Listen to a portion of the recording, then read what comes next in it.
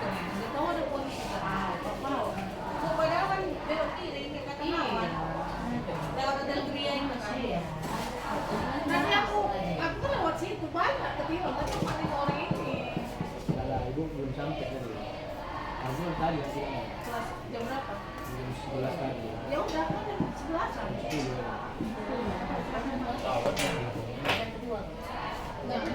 Ya baik Bapak Ibu, Assalamualaikum warahmatullahi wabarakatuh. Waalaikumsalam warahmatullahi wabarakatuh. Alhamdulillah, puji syukur kita panjatkan kehadirat Allah Subhanahu wa taala. Hari ini kita dipertemukan di ruangan kantor kita yang sederhana ini untuk mengikuti diseminasi budaya positif.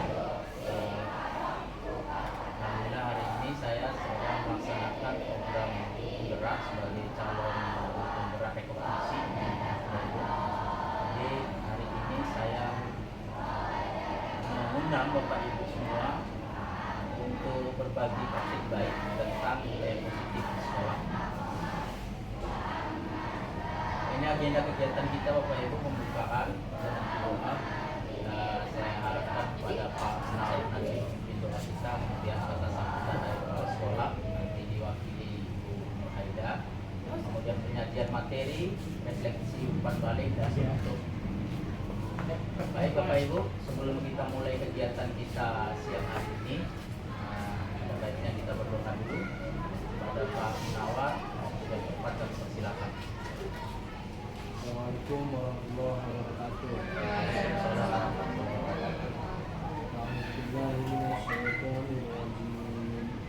Bismillahirrahmanirrahim. Alhamdulillahi rabbil alamin. Wassalatu wassalamu ala asyrafil anbiya'i wal mursalin wa ala alihi wa sahbihi ajma'in. Allahumma shalli ala sayyidina Muhammad wa ala ali sayyidina Muhammad. Allahumma ighfir lana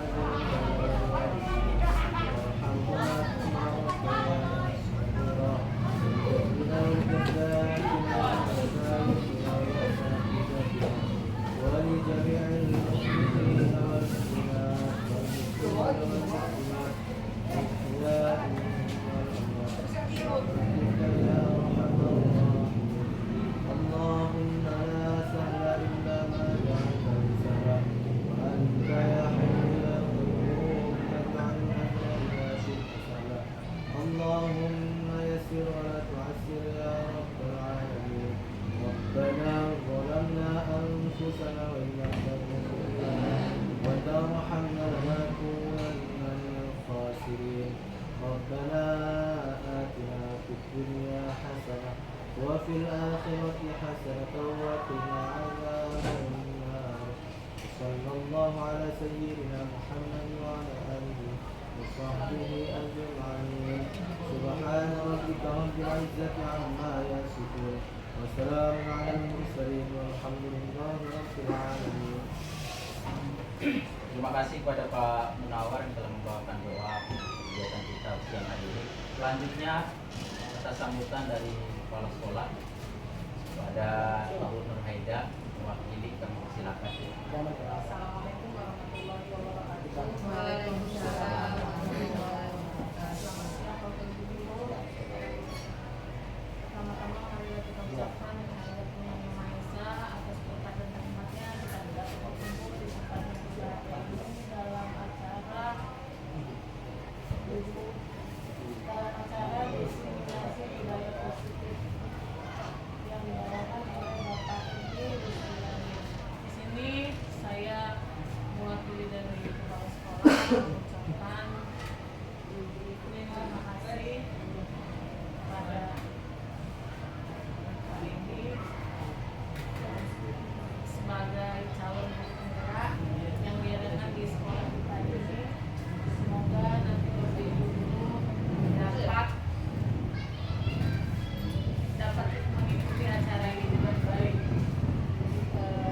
Baik dan acara kita semoga lancar dan sukses.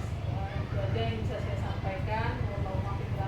Wassalamualaikum warahmatullahi wabarakatuh. Waalaikumsalam warahmatullahi wabarakatuh.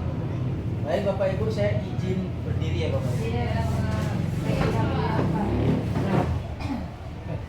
Sedikit profil Bapak Ibu untuk perkenalan aja. Nama sudah tahu semua, Edi Sriadi.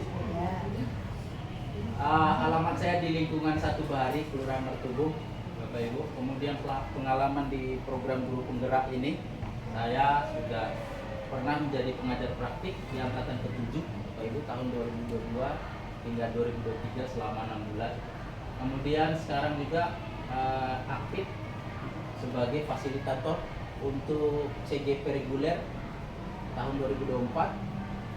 Sembari saya berjalan di CGP rekognisi. Baik.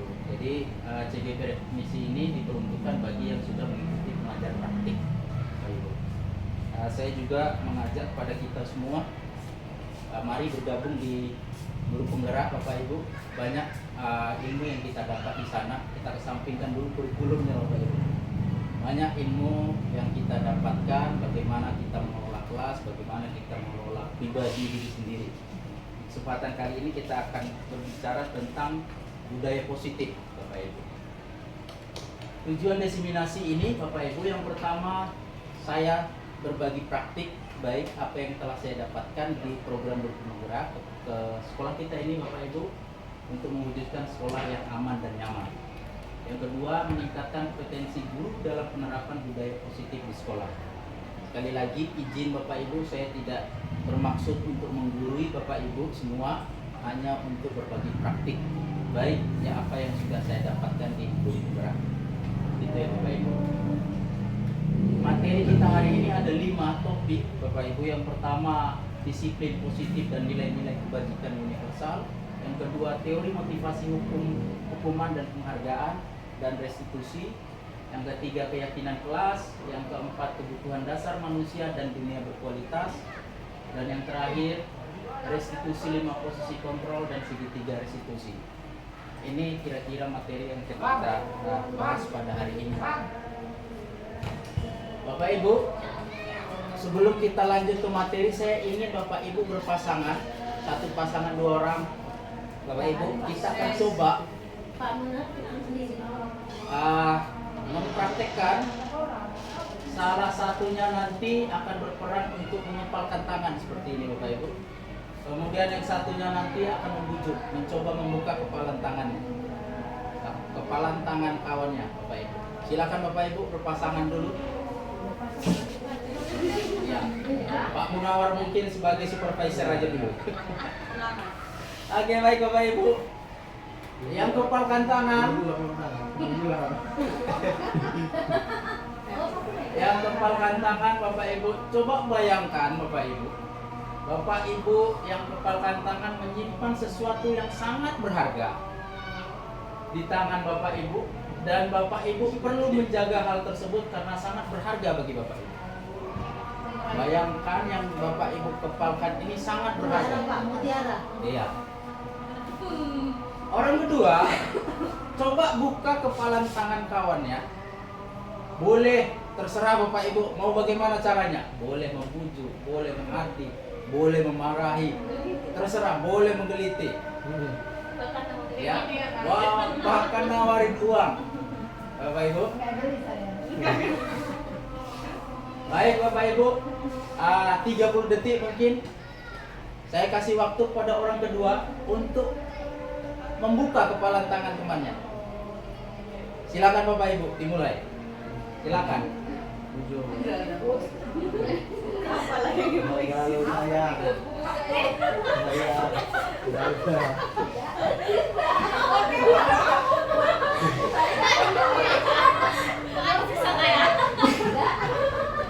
Udah buka Burinda ya?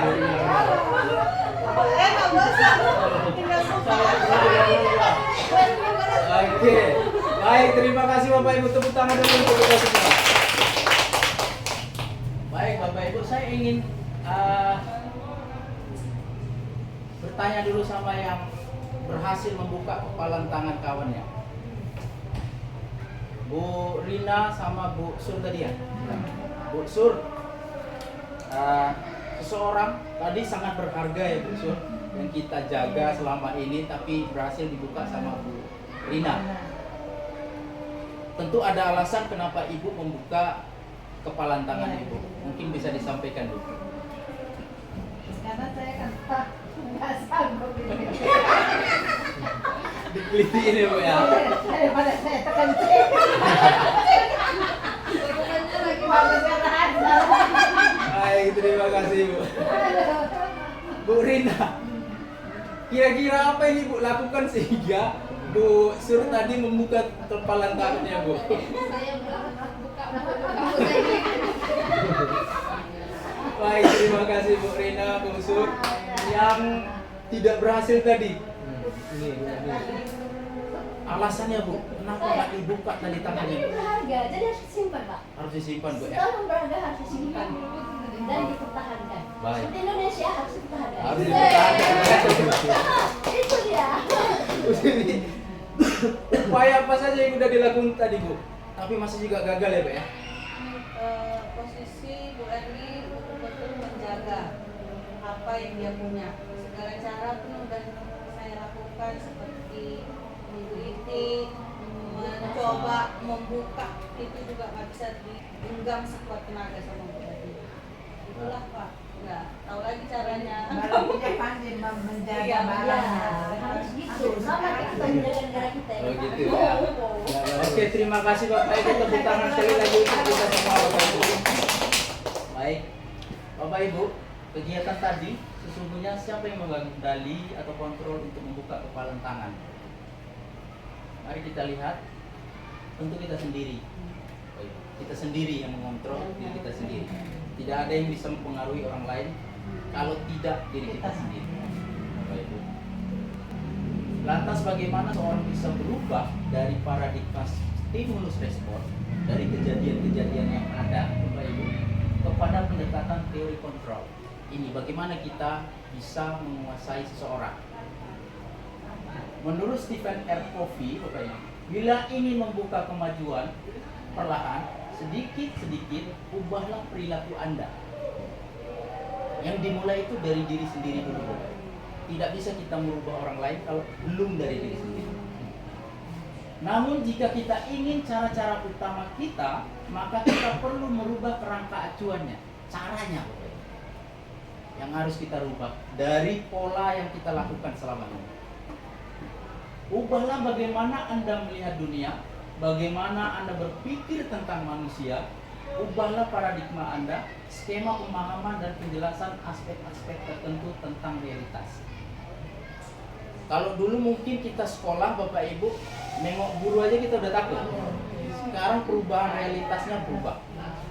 Ini yang harus kita ikuti. Nah, apa itu stimulus respon, kemudian teori kontrol, Bapak Ibu? Realitasnya, stimulus respon itu mengatakan bahwa kebutuhan kita sama. Kebutuhan kita sama. Sedangkan teori kontrol mengatakan kebutuhan kita berbeda. Tadi terbukti, Bapak Ibu, waktu kepalan tangan tadi, ada yang kebutuhannya terpaksa menyerah karena dipaksa, ada yang masih bertahan. Kemudian semua orang melihat hal yang sama. Kalau teori kontrol, setiap orang memiliki gambaran berbeda. Setiap orang punya keinginan. Kalau stimulus respon memandang sama semua itu. Kemudian kita mencoba mengubah orang agar berpandangan sama dengan kita. Ini yang sering kali kita lakukan. Kita selalu memaksa orang supaya berpandangan sama kita, sama anak-anak begitu juga. Teori kontrol mengatakan kita berusaha memahami pandangan orang lain dengan dunia. Ini yang perlu kita ubah. Bahwasannya anak-anak itu punya pandangannya sendiri, punya gayanya sendiri. Perilaku buruk dilihat sebagai suatu kesalahan. Ini Bapak Ibu. Semua perilaku memiliki tujuan. Anak-anak coret-coret Bapak Ibu punya tujuan. Ini ada di apa ya? Bukan berarti kita tidak memperhatikan. Anak-anak coret-coret mungkin butuh perhatian kita karena di rumah kurang perhatian. Bapak Ibu, banyak anak-anak kita seperti ini karena kurang perhatian di rumah. Saya bisa mengontrol orang lain. Itu pandangan kita selama ini. Kita bisa mengatur anak-anak ini. Teori kontrol mengatakan tidak bisa diatur, Bapak Ibu. Terbukti. kita suruh ke kanan, dia malah ke kiri. Karena dia punya keinginan, ini tadi. Semua orang melihat hal yang sama. Orang melihat gambaran yang berbeda. Saya tidak cocok ke kanan, saya mau ke kiri. Pemaksaan pada saat bujukan gagal. Ini kalau kita paksakan terus Bapak Ibu akan akibat fatal. Sedangkan teori kontrol, kolaborasi dan konsensus menciptakan pilihan yang baru. Seperti kita saat ini Bapak Ibu berkolaborasi, nanti kita akan coba memahami materi ini, apa yang harus kita perbaiki bersama. Berpikir menang atau kalah. Kalau nggak ikut, saya keluarkan kamu. Model berpikirnya menang-menang. Oke, kalau kamu nggak mau ikut saya, menurutmu apa yang bagus untuk kamu? Itu kira-kira kalimat perbedaan. Kemudian makna kata disiplin, Bapak Ibu. Kalau kita mendengar kata disiplin, Bapak Ibu, kira-kira apa yang ada di benak kita, Bapak Ibu? Akhir tepat waktu mungkin ya. Kemudian baris yang rapi, pakaian yang rapi. Itu semua bagian daripada budaya disiplin, Bapak Ibu. Mari kita lihat apa kata KHD. KHD menyatakan bahwa di mana ada kemerdekaan, disitulah harus ada disiplin yang kuat. Kemerdekaan di sini nanti akan kita bahas, Bapak Ibu. Sungguh pun disiplin itu bersifat self disiplin, yaitu kita sendiri yang mewajibkan kita dengan sekeras-kerasnya.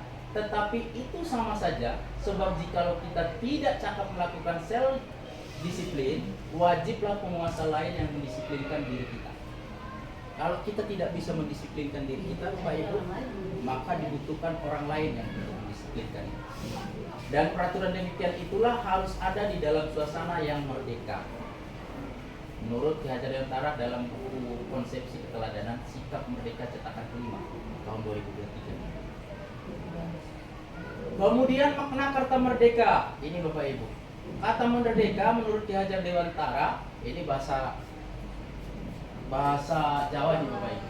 Mardika itu jarwanya nora menglepasin pangre ning uga kuat kuasa amang diri prinyangga.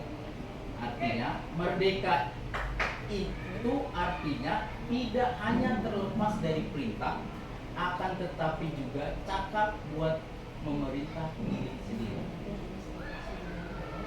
Jadi anak-anak kita merdeka itu Bapak Ibu kalau sudah memiliki tujuan kenapa dia bersekolah, maka tidak kita kejar-kejar lagi, baru dikatakan merdeka belajar. Pemikiran KHD ini juga sejalan dengan Diana Gosen dalam bukunya Restructuring School Discipline 2001. Diana menyatakan arti dari disiplin berasal dari bahasa Latin disciplina yang artinya belajar. Kata disiplin juga berasal dari akar kata yang sama dengan disciple atau murid pengikut. Untuk menjadi seorang murid atau pengikut, seseorang harus paham betul alasan mengapa mereka mengikuti suatu aliran atau ajaran tertentu. Kita banyak menonton film kungfu itu mungkin ya.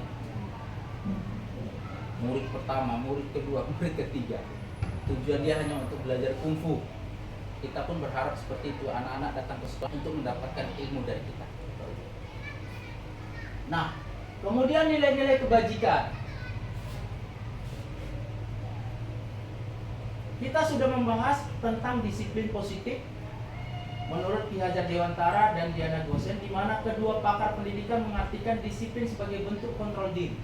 Mawas diri kita Bapak Ibu, yaitu belajar kontrol diri agar dapat mencapai suatu tujuan mulia. Rangka dari kita sendiri, tujuan mulia di sini mengacu pada nilai-nilai dan prinsip-prinsip mulia yang dianut seseorang. Kita namakan nilai-nilai tersebut sebagai nilai kebajikan. Nilai-nilai mulia itu dinamakan dengan nilai-nilai kebajikan. Nah, nilai kebajikan universal di kurikulum merdeka ini itulah yang kita sebut dengan profil pelajar Pancasila. Ketuhanan, kebinekaan, toleransi, dan lain-lain. Baik Bapak Ibu, kita coba ambil contoh dengan merefleksikan kasus ini Bapak Ibu. Pertanyaannya, sebagai seorang pendidik, Bapak Ibu hadir bekerja ke sekolah, Motivasi apakah yang mendasari Bapak Ibu datang ke sekolah? Apakah Bapak Ibu hadir karena tidak ingin ditegur oleh Bu Nuraida? Apakah Bapak Ibu ingin dipuji oleh teman-teman yang lain? Atau apakah Bapak Ibu ingin berusaha bertanggung jawab serta menghargai diri sendiri? Ketiga. Yang ketiga kita setuju ya Bapak Ibu. Kenapa dikatakan menghargai diri sendiri Bapak Ibu? Karena kita tahu tugas kita sendiri. Tapi kita Tugas tanggung jawab. tanggung jawab dari kita sendiri. Oke, ada lagi kira-kira Bapak Disiplin Ibu? diri sendiri ya. Pak. Iya. Ada lagi kira-kira Bapak Ibu? Bapak Ibu, ibu-ibu biasanya berumpin. Pak Edi sering terlambat itu, gajinya jalan terus. Ketika kita dibicarakan seperti itu, maka harga diri kita udah turun Bapak Ibu. Kemudian ketika rapat seperti ini kita hadir terlambat Bapak Ibu, kita potong ini orang lagi berbicara. Kita tidak menghargai orang lain, tidak menghargai diri sendiri. Itulah yang dimaksud dengan ini. Menghargai diri Anda sendiri sebagai teladan. Oke Bapak Ibu, mari kita masuk ke teori motivasi, hukuman, penghargaan, dan restitusi. Ini yang mungkin sering kita kerjakan Bapak Ibu. Bapak Ibu, ada 3 dasar kebutuhan dasar manusia. Yang pertama, untuk menghindari ketidaknyamanan atau hukuman. Menurut Diana Gosen, ada 3 motivasi perilaku manusia. Motivasi dia melakukan itu ada 3. Yang pertama, untuk menghindari ketidaknyamanan atau hukuman. Yang kedua, untuk mendapatkan imbalan atau penghargaan dari orang lain. Yang ketiga, untuk menjadi orang yang mereka inginkan dan menghargai diri sendiri dengan nilai-nilai yang mereka percaya. Kalau yang 1 sama 2 ini Bapak Ibu, ini masih motivasi ekstrinsik, motivasi yang muncul karena ada dorongan dari luar. Ketika ketidaknyamanan atau hukuman ini, kita sering melakukan hukuman Bapak Ibu. Suruh push up, tulis kojam, hati-hati Bapak Ibu. Ketika anak-anak marah, kereta kita bisa dirusak, Iya. businya hilang, Ban kempes. ban kempes. Ini yang pertama nih Bapak Ibu. Anak-anak akan naruh dendam. Apa dikatakan di sini? Biasanya orang yang motivasi perilakunya untuk menghindari hukuman atau ketidaknyamanan akan bertanya, apa yang akan terjadi bila saya tidak melakukannya? Sebenarnya mereka sedang menghindari permasalahan yang mungkin muncul dan berpengaruh pada mereka secara fisik, psikologis, maupun tidak terpenuhnya kebutuhan mereka. Bila mereka tidak melakukan tindakan tersebut, motivasi ini bersifat eksternal. Kemudian yang kedua, untuk mendapatkan imbalan. Bapak Ibu, ini sering kita lakukan sama anak-anak kita di rumah. Kalau juara 1 kakak, beli sepeda besok. Terakhir motivasi anak-anak untuk juga belajar itu karena mengharapkan sepeda. Ketika sepeda tidak muncul, Bapak Ibu, duit kempes, banyak utang, kita nggak jadi beli sepeda, kemungkinan anak akan malas lagi besok. Nah, yang kita harapkan adalah yang ketiga ini, menghargai diri sendiri, ya, dan nilai-nilai yang mereka percaya. Ini yang kita harapkan. Baik Bapak Ibu, ini pertanyaan refleksif. Iva kurang menguasai pelajaran matematika. Ada dulu matematika sini. Katakanlah siswa kita ya. Sehingga pada saat pelajaran tersebut berlangsung, dia lebih banyak berdiam diri atau menggambar di buku pelajaran. Kebanyakan kalau anak seperti itu. Pada saat guru matematikanya, Pak Seno, Ibu Dewi adalah sini ya. Dewi menanyakan pertanyaan, Iva menjadi gugup dan tak sengaja menjatuhkan tasnya dari kursi karena gugupnya tadi. Dihukum ini. Kan gitu kan? Anak kita menerapkan hukuman baik. Serta tiba-tiba menjadi gagap pada saat berupaya menjawab. Seluruh kelas pun tertawa melihat perilaku Iva yang berbicara tergagap dan terkejut tersebut. Pak Seno pada saat itu membiarkan teman-teman Iva mentertawakan Iva yang tergagap dan malu luar biasa. Kalau kita sendiri aja Bapak Ibu, kalau di ruang rapat diketawain pasti malu. dan malahan minta Iva untuk maju ke depan dan berdiri depan kelas sambil menunjuk hidungnya, tunjuk dia, karena tidak bisa menjawab pertanyaan Pak Seno. Kelas makin gaduh dan anak-anak pun tertawa melihat Iva di depan kelas memegang ujung hidungnya. Pertanyaannya Bapak Ibu, apakah Bapak Ibu setuju dengan tindakan Pak Seno terhadap Iva? Kenapa tidak Bapak Ibu? Karena itu kan menjatuhkan apa namanya mental anak itu Pak. Jadi anak. Iya, kalau bisa kalau yang kayak gitu kita lihat anak seperti itu, kita kok pernah nggak tahu gitu Pak. Kita hargai dia, kita naikkan semangatnya supaya dia mau dia Kasih merasa motivasi. berharga ya, supaya dia merasa oh mana masih ada lagi gitu. Kalau bisa kita kasih motivasi atau penghargaan. Misalnya kan dia udah kata oh nggak apa-apa, kita bilang misalnya contoh kan. Bismillah kalau memang laku nggak apa-apa gitu kan Pak. Jadi kan dia nggak merasa malu, nggak merasa kecil hati jadinya kan. Kira-kira seperti itu. Kita harus memberikan motivasi ya. Iya. Nah, Bapak Ibu kedua, menurut Bapak Ibu tindakan Pak Seno terhadap Iva adalah sebuah hukuman atau konsekuensi? Sebetulnya konsekuensi ya.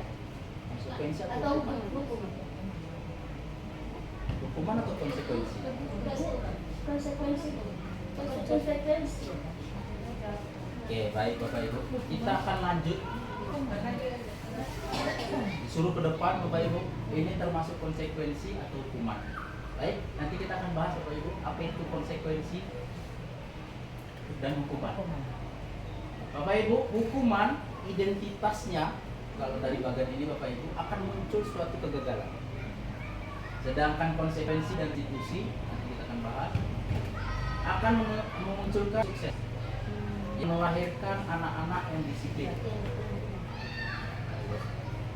Apa itu hukuman? Kita lihat satu persatu. Sesuatu yang menyakitkan harus terjadi. Suruh push up, suruh squat jam, cubit perut. Bapak Ibu, kemudian dimarah-marahi. Konsekuensi sesuatu yang harus terjadi. Saya menjatuhkan gelas dengan tidak sengaja, maka saya harus mengganti gelas tersebut. Itu konsekuensi Bapak Ibu, yang relevan dengan apa yang terjadi. Sedangkan restitusi merupakan suatu pilihan. Kamu sudah memecahkan gelas, kamu mau mengganti gelasnya atau membayar gelas. Tidak nyaman untuk murid atau anak untuk jangka waktu yang panjang. Ini anak-anak Bapak Ibu kalau udah kita pukul seumur hidupnya gitu. Ingat ya. Tidak nyaman untuk murid, anak untuk jangka waktu yang pendek. Oh iya pernah jatuhkan gelas, ganti gelasnya. Sedangkan untuk restitusi menguatkan untuk murid dalam jangka waktu yang panjang. Budaya positifnya yang kuat. Kemudian korban mendapatkan keadilan. Tanda kutip Bapak Ibu. Korban mendapatkan keadilan. Betul. Kalau udah mukul anak, pasti yang dihukum itu yang melakukan. Korban bisa diabaikan konsekuensi. Korban mendapatkan ganti. Kemudian murid anak akan tersakiti, murid dibuat tidak nyaman konsekuensinya, karena dia harus mengganti. Kemudian murid mendapatkan penguatan, tanggung jawab dan sebagainya. Kemudian perilaku positif dan sebagainya. Selanjutnya kita lihat ada poin-poin yang mungkin dekat dengan kita Bapak Ibu. Biasanya hukuman itu sering kita ingatkan dengan peraturan Bapak Ibu. Peraturannya adalah begini. Kamu harus begini, wajib. Kalau di konsekuensi, kita tanyakan, dia paham nggak dengan aturan yang ada? Apa peraturannya? Mampukah kamu melakukannya? Terima kasih, tetap kita hargai. Sedangkan di restitusi, apa yang kamu yakini? Ini keyakinan. Apa yang bisa kamu lakukan untuk memperbaiki masalah ini? Kita berikan pilihan, biarkan dia memikirkan sendiri. Kemudian untuk identitas hukuman itu selalu negatif. Sedangkan konsekuensi itu netral. Sedangkan restitusi adalah positif. Mari kita coba perhatikan bahasanya Bapak Ibu. Selalu nada mengancam biasanya. Kalau hukuman biasanya Bapak Ibu. Awas kalau dilakukan lagi ya. Nanti awas ya. Lakukan apa yang saya katakan. Konsekuensi. Kita memaksa, nada memaksa. Tapi di restitusi, apakah hal ini sesungguhnya ingin kamu lakukan? Kita ajak dia berpikir. Betul nggak apa yang dilakukannya? Nah, ini tadi yang saya sampaikan Bapak Ibu. Kalau hukuman itu mode paksaan, ini yang terus kita lakukan. Kemudian stimulus respon, kejadian pada saat itu. Kemudian teori kontrol, mengontrol diri kita, mengontrol diri anak-anak Bapak Ibu. Kemudian hukuman itu tiba-tiba tidak diharapkan atau sangat melukai. Bapak Ibu, tak pernah terbayangkan sama dia bahkan akan dihukum apa, Munawar? Akan dihukum jemur misalnya dari jam 11 sampai jam 12. Sudah diketahui masuk akal. Oh, semalam saya terlambat. Hari ini pasti akan ada hukuman. Berupa undangan untuk mengadakan restitusi. Akan dipanggil Bapak Ibu. Kita ngobrol dulu di kantor ya. Baik Bapak Ibu, ini contoh pertanyaan refleksi, hukuman atau konsekuensi untuk memahami pemahaman kita yang mana hukuman atau konsekuensi. Membersihkan coretan yang dibuatnya di meja tulis, konsekuensi atau hukuman. Konsekuensi. Konsekuensi. Hukuman atau konsekuensi, murid diminta untuk push up 15 kali karena tidak menggunakan masker ke sekolah.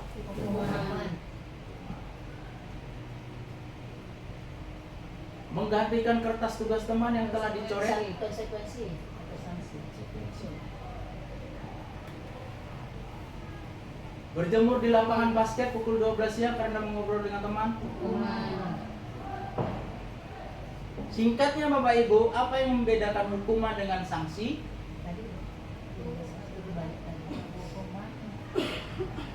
Kita perhatikan konsekuensi.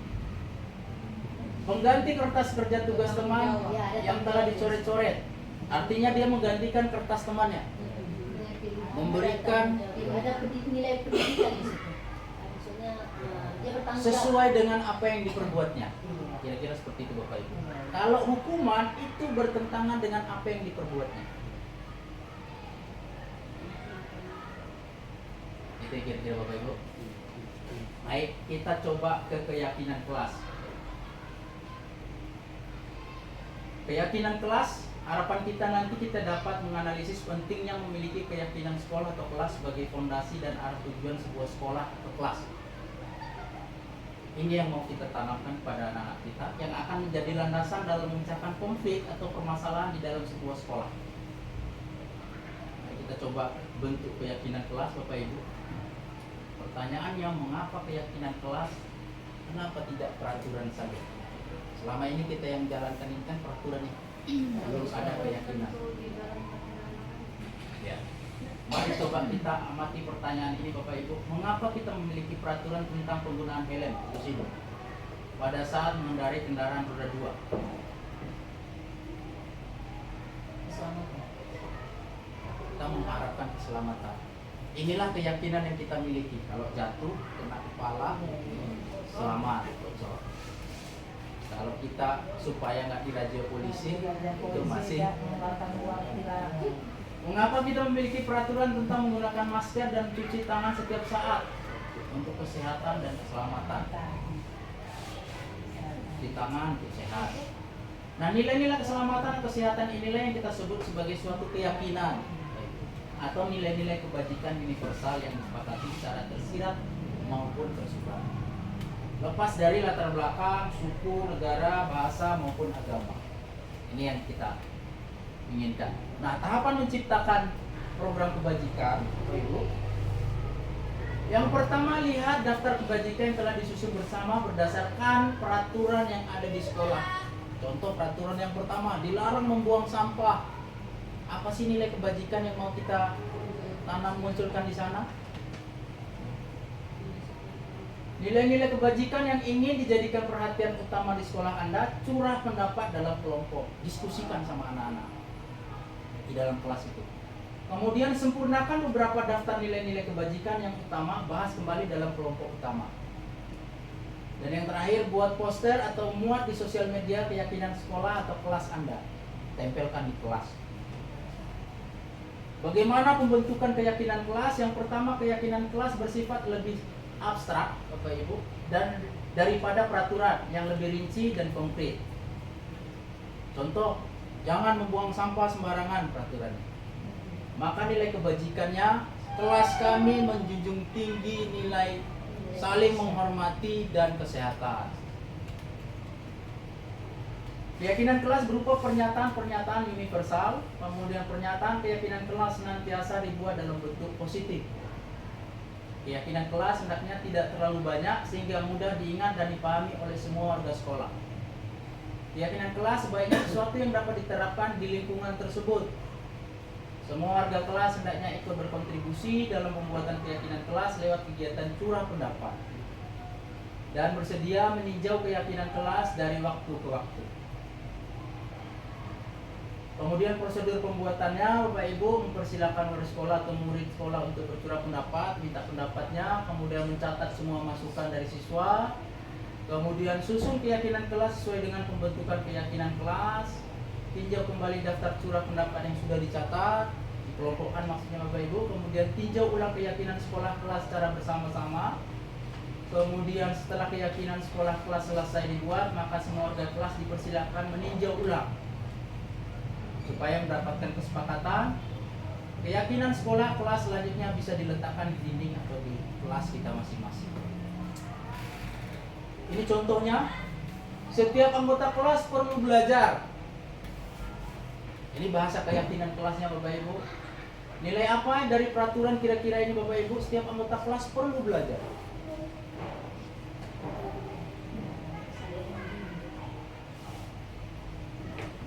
Nilai kesadaran maksud. Peraturannya kira-kira. Dari peraturan apa ini? Kira Bapak Ibu, setiap anggota kelas perlu belajar. Iya, supaya mereka mengetahui. Maksudnya gitu. Mengetahui. Iya, kalau kita tarik dari peraturannya Bapak Ibu. Contoh, ini setiap anggota kelas perlu senam. Setiap anggota kelas perlu melakukan tugas. Kira-kira peraturan dasar peraturannya itu apa Bapak Ibu? Peraturan sekolah kita. Contoh tadi membuang sampah, tidak membuang sampah sembarangan. Itu kan peraturan sekolah kita. Peraturan sekolah kita. Misalnya ya. Kira-kira setiap anggota kelas perlu belajar ini peraturannya apa Bapak Ibu? Kesepakatan kelas ya Pak. Iya. Jadi belajar. Laki nggak boleh belajar, nggak boleh Bisa belajar. dalam bentuk Bapak Ibu, kita peraturannya tidak boleh menggunakan handphone saat belajar. Kesepakatan. Iya. Itu peraturan kita. Kesepakatannya ini Bapak Ibu. Setiap orang Dulu belajar. anggota kelas perlu belajar. Ini kata keyakinan kelasnya, kebajikan universalnya. Apa nilai yang diangkat? nilainya. Nah, ya, setiap orang ingin belajar. Belajar. Setiap orang ingin merasa senang. Setiap orang ingin mengerjakan tugasnya dengan baik. Setiap orang ingin saling menghargai. Setiap orang ingin merasa aman. Jangan buat keributan. Jangan ribut ya anak-anak pas waktu ujian. Dia ingin konsen mengerjakan apa. Maka nilai kebajikannya setiap anggota kelas perlu merasa aman. Kira-kira. Ini video penyusunan keyakinan kelas. Bapak Ibu, saya percepat aja ya Bapak Ibu. Titiknya kita. Sama seperti kesepakatan kelas ya? Iya. Di umur. Sama kesepakatan kelas, keyakinan kelas itu bersama.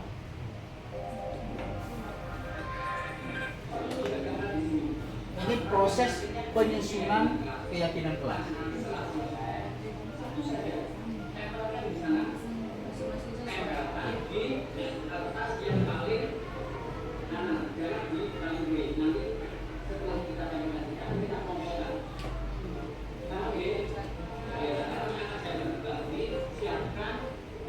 Ini proses curah pendapat.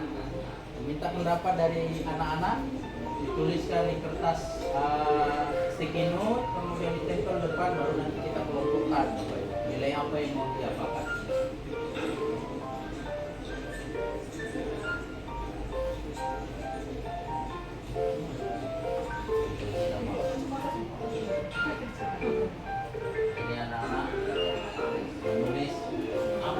kebajikan yang ada dalam dirinya.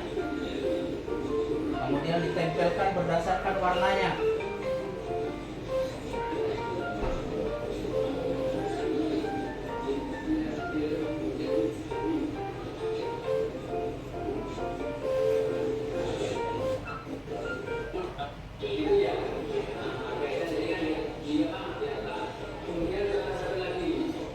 Ini proses pengelompokan nilai kebajikan.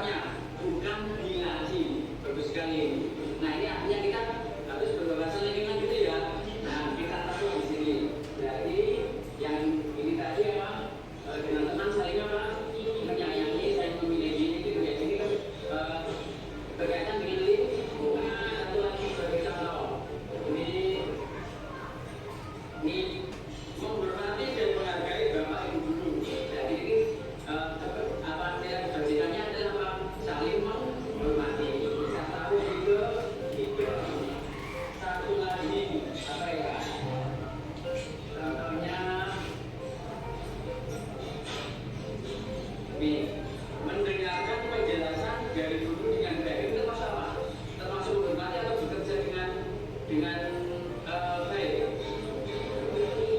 Nah, menghormati ya.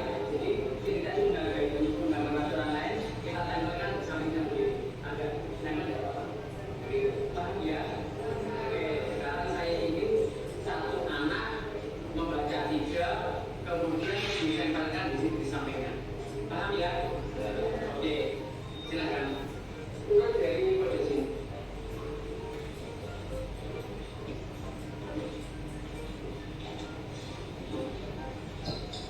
Ini proses penanaman nilai kebajikan berdasarkan keyakinan yang kita buat sendiri. Berarti ini bekerja ya? Bekerja sebagai murid dengan baik. Oke, kita percepat sedikit ya. Tengokkan suami saya udah nggak kuat. Keyakinan kelas kita, keyakinan kelas atau semangat lagi. Ketiga apa? Bekerja, bekerja dengan baik. Kemudian yang keempat apa? Oke, selanjutnya keyakinan kelas yang sudah kita bentuk ini, beliau kita tulis dengan bagus, kita tempelkan di pojok kelas, kemudian ditandatangani oleh warga kelas di sini. Jadi kamu, kemudian kalian dan bapak ibu guru yang menampung di kelas ini. Gitu ya. Nah nanti jika ada pelanggaran, berarti kita sudah melanggar keyakinan kelas kita. Keyakinan kelas atau kesepakatan kelas ini harus kita jalankan dengan baik, tidak boleh dilanggar. Jadi keyakinan kelas itu diciptakan bukan untuk dilanggar, tapi itu apa? Dilaksanakan. Itu kita. Jadi anak-anak ya, nanti kita tulis dulu, kemudian ditempel dan kita tanda tangani bersama. Oke. Oke anak-anak. Sudah paham ya Bapak Ibu ya? Jadi tinggal dari kesepakatan kelas yang sudah dibuat itu dipampangkan di kelas masing-masing. Oke, yang keempat Bapak Ibu, kebutuhan dasar manusia. Bapak Ibu, ada 5 kebutuhan dasar manusia. Yang pertama, bertahan hidup. Kita butuh makan, butuh uang, butuh macam-macam untuk bertahan hidup. Yang kedua, kasih sayang dan rasa diterima. Bapak Ibu, ini yang perlu kita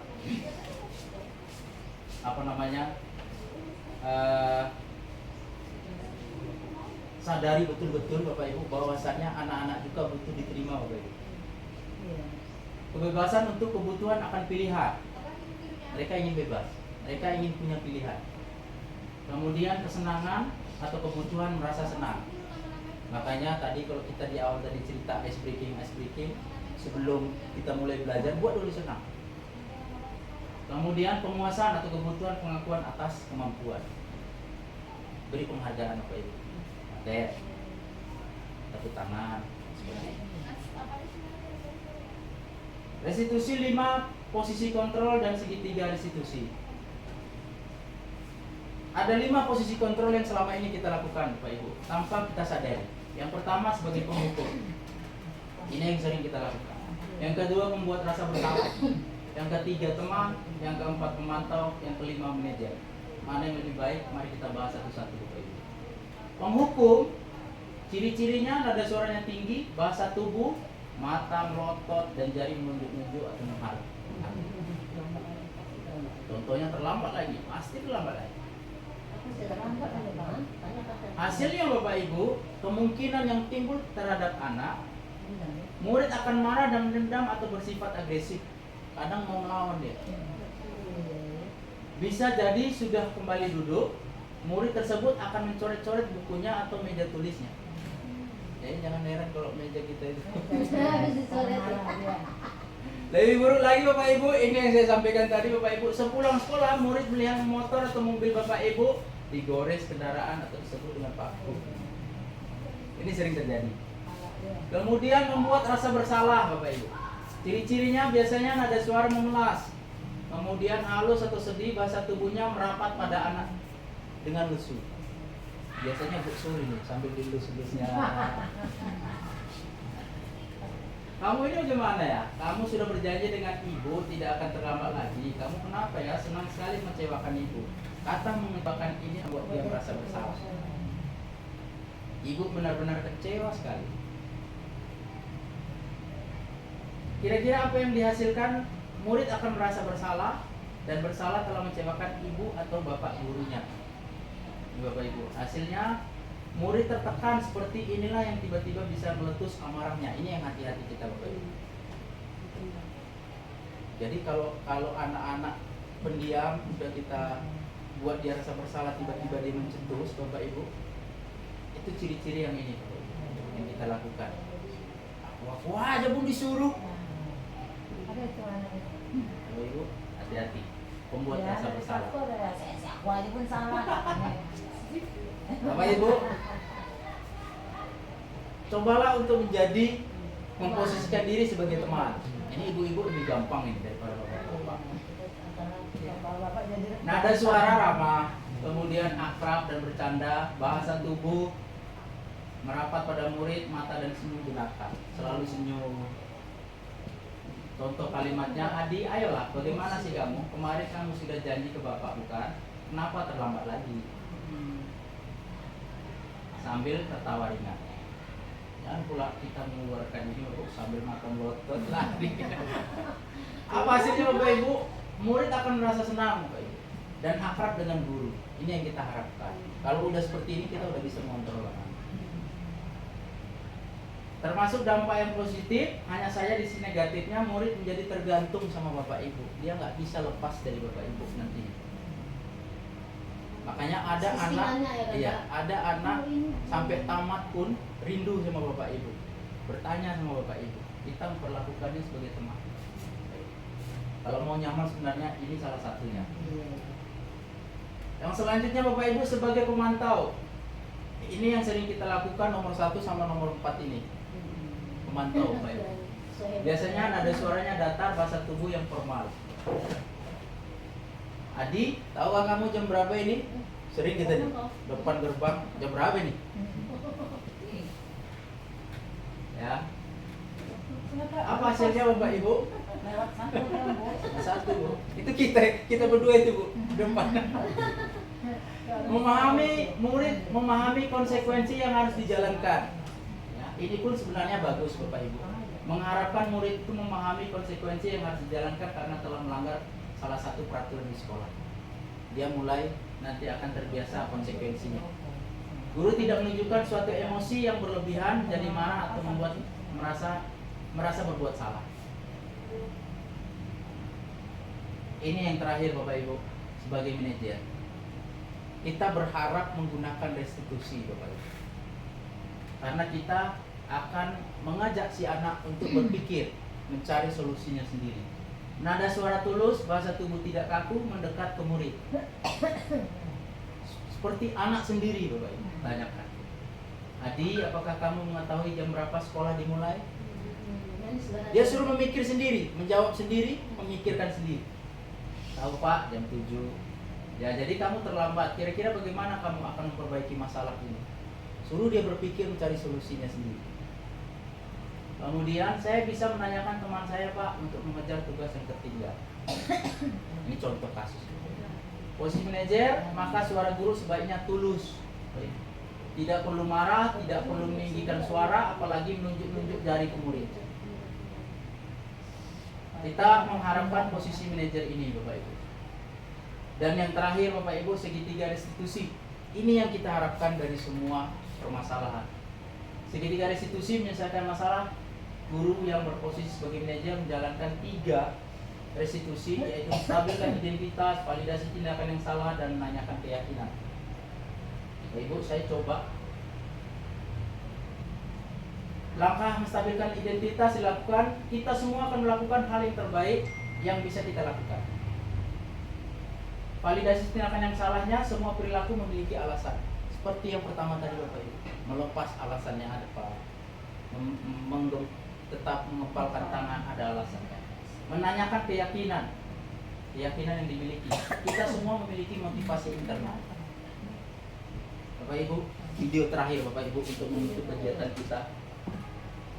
Kurang lebih mungkin Bapak Ibu tidak akan percaya siapa yang saya ajak buat video. Modelnya model apa juga. Anak kita 12 TKR.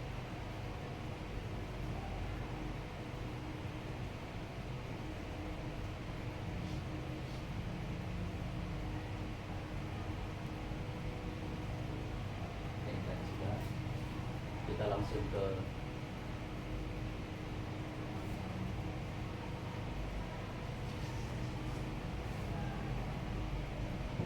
bagian lain. Kalau kami terlibat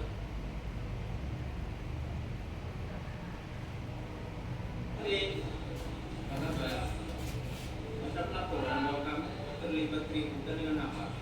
Bisa kamu ceritakan? Saya kesal Pak Rahman.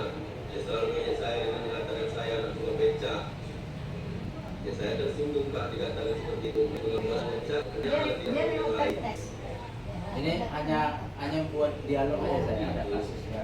Ajarlah kamu marah. Bapak juga mungkin akan bersikap seperti itu jika diperlakukan sama. Karena pertahankan harga diri itu merupakan hal yang penting bagi kamu. Terus setelah itu, apa yang kamu lakukan terhadap Amar? Saya langsung pukul dia Pak. Saya merasa kesal dan marah karena dia tidak menghargai orang tua saya. Oh gitu. Terus setelah pukul Amar, apa yang kamu rasakan? Pak, bagaimana teman saya juga. Baik kalau begitu, semua orang pasti pernah melakukan kesalahan, termasuk Bapak. Namun kamu bisa mengendalikan diri kamu sehingga situasi tidak begitu parah. Kamu memukul Amar tidak untuk mengumpulkan, bukan? Tidak, Pak. Nah, sekarang coba kamu lihat tindakan yang sudah kamu lakukan terhadap Amar. Tindakan kamu itu apakah sudah sesuai keyakinan kelas atau diri kamu tidak? Karena memang Tidak, Pak. apa dialog yang saya buat itu memang Saya sudah iya itu dia profil yang cocok. saat ini saya sangat emosi sehingga tidak menyadari hal tersebut.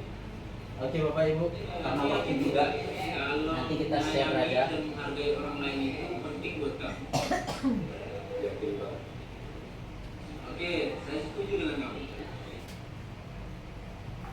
Bapak Ibu, terakhir video nanti akan saya sharekan kepada kita semua Bapak Ibu di grup untuk kita literasi kita bersama Bapak Ibu.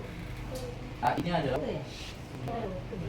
intinya Bapak Ibu, kita berupaya untuk mendidik anak-anak kita di sekolah ini Bapak Ibu. Maksimalkan potensi kita yang ada. Kemudian mari kita coba Bapak Ibu untuk belajar menjadi teman anak-anak kita. Ini yang paling penting, sehingga anak-anak bisa kita ajak untuk belajar. Ya, capek marah-marah kan Bapak Ibu. Capek marah-marah. Terima kasih Bapak Ibu untuk perhatiannya, untuk atensinya kita pada siang hari ini, waktunya. Terima kasih Bu Raida selaku wakil kepala sekolah yang memberikan waktu kepada saya. Demikian diseminasi saya pada hari ini. Mudah-mudahan apa yang saya sampaikan hari ini bisa bermanfaat untuk kita semua. Saya akhiri, wabillahi taufiq hidayah. Assalamualaikum warahmatullahi wabarakatuh. Waalaikumsalam warahmatullahi wabarakatuh. Dulu, ayo. Iya, bisa juga screenshot dari situ. Nanti saya share juga itu nanti. Nanti saya share juga video kita itu. Video ini semua dari awal sampai akhir. Termasuk kita kegiatan pengembangan profesi guru.